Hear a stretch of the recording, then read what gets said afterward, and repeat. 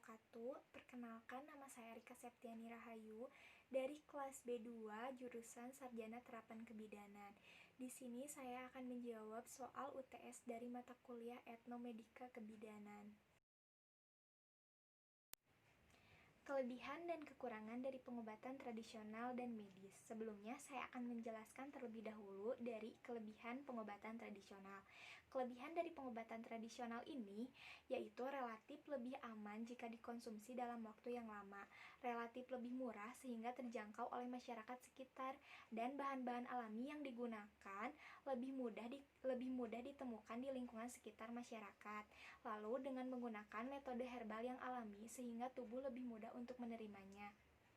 Lalu ada kelebihan dari pengobatan medis. Kelebihan dari pengobatan medis ini yaitu efek terapi lebih cepat atau sesuai dengan penyakit-penyakit emergensi, mempunyai berbagai macam teori kesehatan, dan dengan menggunakan metode penelitian yang lebih rinci dan ilmiah.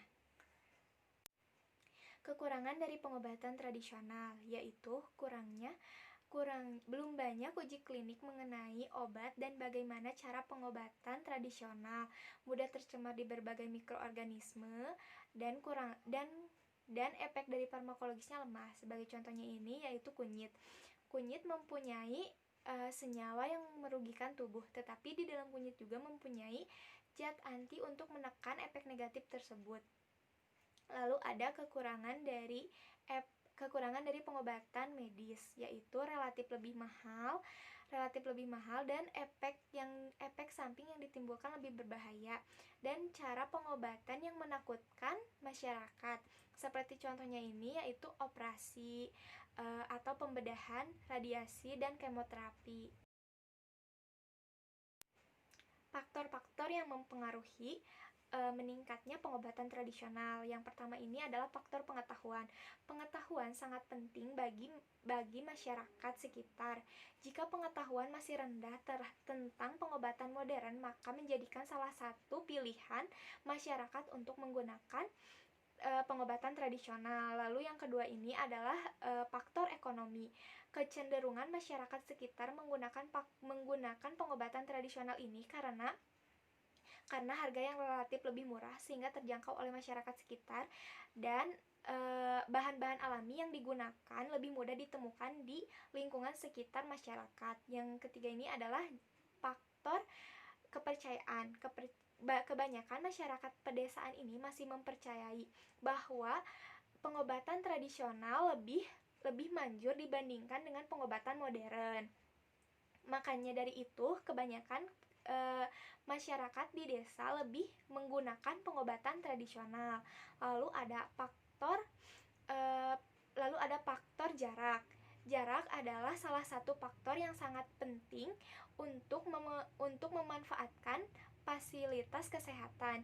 Jika salah satu sakit dan daya tahan tubuh lemah, tetapi jarak untuk ke fasilitas kesehatan jauh, maka kebanyakan masyarakat sekitar lebih memilih untuk menggunakan pengobatan tradisional. Makanya masih kebanyakan di masyarakat sekitar ini memilih untuk menggunakan pengobatan tradisional karena berbagai faktor seperti pengetahuan, ekonomi, kepercayaan, dan jarak. Perbedaan dari jamu, obat herbal terstandar, dan fitofarmaka. Untuk jamu lambangnya seperti ini, untuk fitofarmaka seperti ini, dan untuk obat herbal terstandar seperti ini lambangnya. Jamu adalah obat herbal terstandar yang sudah melewati uji empiris secara turun-temurun dan sudah melewati 3 uji generasi. Seperti contoh dari jamu ini adalah buyung upi, antangin, tolak angin, kuku bima, dan lain-lain. Obat herbal terstandar adalah obat tradisional yang sudah melewati uji praklinis. Uji praklinis ini adalah uji yang dilakukan kepada hewan dan terbukti khasiatnya. Contoh dari hewannya itu yaitu seperti tikus, kelinci, dan lain-lain. Contoh dari obat herbal terstandar yaitu diapet dan mastin. Lalu ada fitofarmaka. Untuk fitofarmaka adalah obat tradisional yang sudah melewati empiris, praklinis, dan uji klinis. Uji klinis ini yaitu uji yang dilakukan kepada manusia dan terbukti tidak merugikan manusia. Contoh dari fitofarmaka ini adalah Stimuno, dan lain-lain. Penggunaan obat tradisional di Eropa yaitu dengan menggunakan larva. Larva biasanya, penggunaan terapi ini biasanya digunakan dengan penyakit diabetes mellitus ataupun penyakit dengan luka kronis terbuka. Nah, untuk luka kronis terbuka ini biasanya menggunakan larva yang steril atau bebas dari bakteri untuk mencegah terjadinya kontaminasi pada luka. Lalu telur dicuci dengan menggunakan larutan antiseptik dan disimpan di dalam wadah.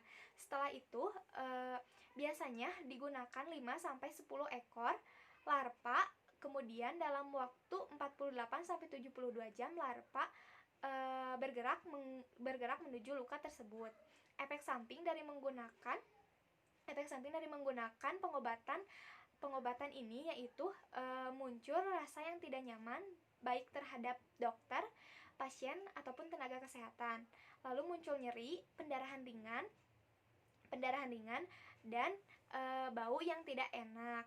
Ada juga efek sampingnya yaitu seperti alergi.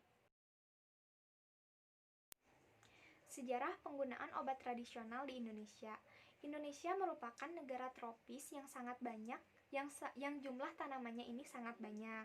Penggunaan obat tradisional ini sudah lama dilakukan oleh nenek moyang. Pada abad ke-18 sampai 20 pada zaman penjajahan pada abad ke-17 para dokter berkebangsaan Belanda, Inggris ataupun Jerman tertarik untuk mempelajari sebuah jamu. Lalu di antara mereka ada yang menuliskan ke dalam sebuah buku. Pada tahun 1850, salah satu ahli kesehatan menanam sebuah tanaman herbal dan menginstruksikan kepada seluruh dokter untuk menggunakan tanaman herbal tersebut sebagai pengobatan. Di Indonesia juga sudah mengenal ilmu kedokteran pada zaman kolonial Belanda. Pada tahun 1811, Pulau Jawa terjangkit penyakit cacar, hingga pada akhirnya mempelajari bagaimana membuat vaksinasi. Lalu Weboch memberitahukan kepada para desa untuk mempertahankan kesehatan tubuh mereka dengan cara meminum jamu serta obat-obatan yang terjangkau harganya. Di Indonesia juga sudah mengetahui bagaimana cara pengobatan tradisional di masyarakat Indonesia juga sudah biasanya jika terkena masuk angin atau tidak enak badan biasanya dengan menggunakan kerokan, pijatan ataupun dengan meminum sebuah jamu Jawa. Masyarakat di Indonesia sudah mengenal kerokan karena pada zaman dahulu dan secara turun-temurun. Lalu pengobatan tradisional ini juga sudah terkenal di berbagai wilayah dunia seperti Cina, Thailand, dan India.